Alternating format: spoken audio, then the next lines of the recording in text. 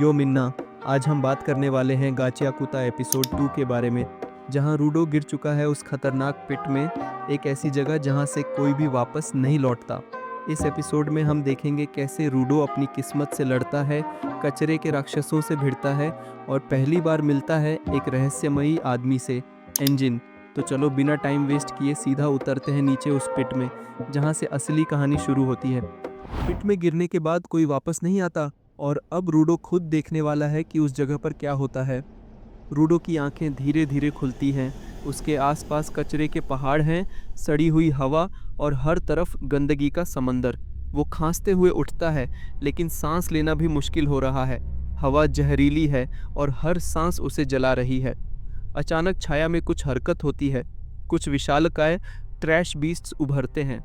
ये दानव धातु और कचरे से बने हुए हैं। आंखें लाल चमक रही हैं और उनके कदमों से ज़मीन कांप रही है।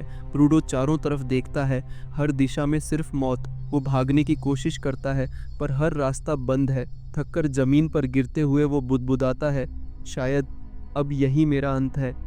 पर तभी उसे रेक्टो की आवाज़ याद आती है। जो सच के लिए लड़ता है वो कभी हार नहीं मानता। रूडो, उसकी आंखों में फिर से आग जल उठती है। रूडो पास पड़ी एक मेटल पाइप उठाता है। चेहरा अब गुस्से से भर चुका है। वो एक मॉन्स्टर की तरफ दौड़ता है और जैसे ही वो वार करता है, रूडो अपनी पूरी ताकत से पाइप से उसके सिर पर प्रहार करता है। धातु की आवाज़ गूंजती है, स्पार्क्स उड़ते हैं। वो चिल्लाता है, तुम सब यही हो असली कचरा। एक और बीस्ट उस पर झपटता है। रूडो उसे भी नीचे गिरा देता है और अपनी पाइप से वार करता है। आखिरकार एक बीस्ट को वो बीच से काट देता है, लेकिन तभी वो क्रीचर फिर से जुड़ने लगता है, रीजेनरेट हो जाता है। रूडो की आंखों में हैरानी, जहरीली हवा उसके फेफड़ों को जलाने लगती है। वो खून उगलते हुए ज़मीन पर गिर पड़ता है, धीरे से कहता है, अब सब खत्म। अचानक एक तेज रोशनी पूरे इलाके को भर देती है। कचरे के तूफान के बीच से एक आदमी आता है, एंजिन। वो रूडो के पास आता है और बिना कुछ बोले उसके चेहरे पर एक मास्क लगा देता है। रूडो डर कर पीछे हटता है। तुम कौन हो? ये क्या जगह है? एंजिन गुस्से में जवाब देता है, चुप रहो, अगर आवाज़ की तो ये सब हम पर टूट पड़ेंगे। जैसे ही उसकी बात खत्म होती है, ज़मीन हिलने लगती है और कई ट्रैश बीस्ट्स उनका पीछा करने लगते हैं। एंजिन शांति से अपना अम्ब्रेला खोलता है। वो अम्ब्रेला लाल रोशनी से चमकने लगता है और धीरे धीरे एक घातक हथियार में बदल जाता है। ब्लेड्स घूमने लगते हैं और हवा तेजी से फटने लगती है। बीस्ट्स हमला करते हैं, पर एंजिन के एक वार से ही उनके शरीर के टुकड़े हवा में उड़ जाते हैं। सबसे बड़ा बीस्ट एसिड उगलने की कोशिश करता है, लेकिन एंजिन उसका वार पलट देता है और उसे एक ही झटके में खत्म कर देता है। रूडो हक्का बक्का होकर उसे देखता रह जाता है। एंजिन बस धीरे से कहता है, मेरा नाम एंजिन है, मैं एक क्लीनर हूँ। और रूडो वहीं गिरकर बेहोश हो जाता है। अंधेरे में रेक्टो की आवाज़ सुनाई देती है। जिस वस्तु से सच्चा लगाव हो जाता है उसमें भी आत्मा बस जाती है। रूडो अपने बचपन का वो पल याद करता है जब रेक्टो ने उसे ये सिखाया था।